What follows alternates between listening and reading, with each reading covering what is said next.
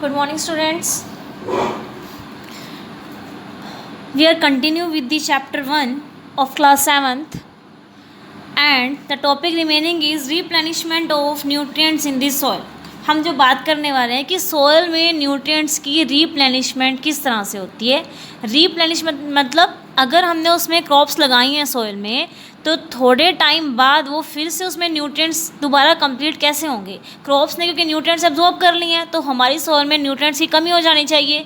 तो किस तरह से दोबारा हम न्यूट्रिएंट्स को उसमें रीप्लेनिश करवा सकते हैं। ठीक है, क्रॉप्स जो हैं बहुत सारी वैरायटी ऑफ न्यूट्रिएंट्स को एब्जॉर्ब कर लेती है, तो हमें क्या है, हमें तो उसे बार बार यूज़ करना है अपनी फील्ड को।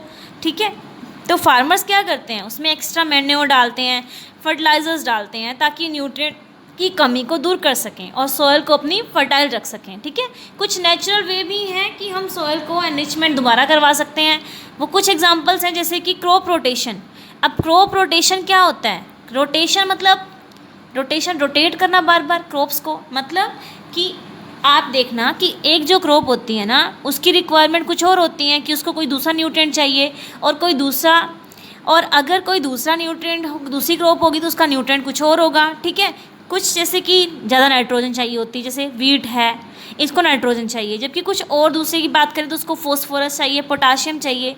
तो हम क्या करेंगे, ऐसी क्रॉप्स को सेलेक्ट कर लेंगे जिनकी रिक्वायरमेंट्स अलग अलग हों। मतलब पहले अगर हमने वीट को ग्रो करवाया है, तो वीट को ग्रो करवाने के बाद अब पता है कि उसमें से सॉइल में से नाइट्रोजन को उसने ले लिया होगा, तो हम नेक्स्ट टाइम ऐसी क्रॉप लगाएं जिसको नाइट्रोजन ना चाहिए हो, हम कोई उसे फॉस्फोरस चाहिए हो, पोटाशियम चाहिए हो, मतलब इतने टाइम में, ताकि जो सॉइल है अपना बैलेंस बना सके और अपने नाइट्रोजन की कमी को पूरा कर सके।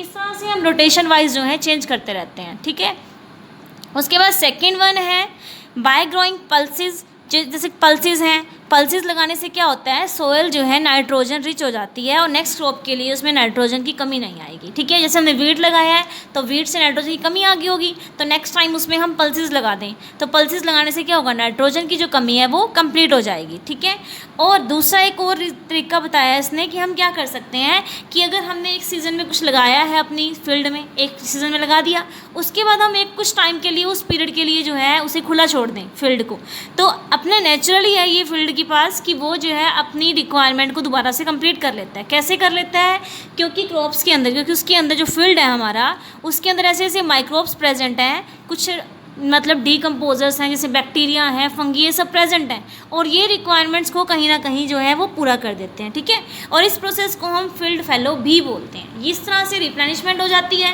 देन है utilization of food in plant body. Utilization कैसे होती है प्लांट बॉडी की, एक एग्जाम्पल फर्स्ट है डाइजेशन।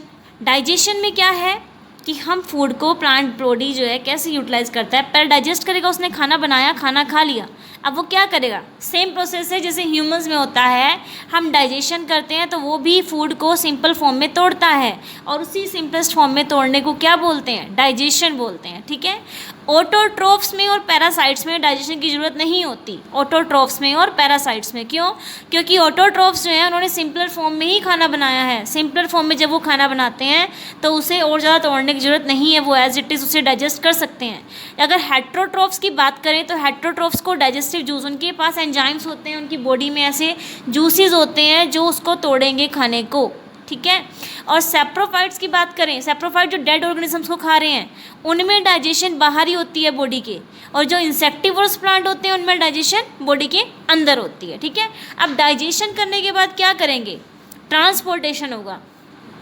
जो कुछ कंपोनेंट्स होते हैं फूड के वो पानी में डिज़ोल्व हो जाते हैं और जो होते हैं ट्रांसपोर्ट हो जाते हैं फ्लोएम वेसल्स के थ्रू। हर सेल में प्लांट बॉडी के, प्लांट्स के पास पाइप होते हैं, उसको फ्लोएम बोलते हैं। खाना जहाँ बना है, लीव्स ने बनाया है, तो लीव से बाकी पार्ट्स में जो पहुँचेगा वो किसकी हेल्प से पहुँचेगा, फ्लोएम वेसल्स की हेल्प से। ये पाइप होते हैं जो हर पार्ट में जा रहे हैं और हर पार्ट में खाने को पहुंचा देंगे।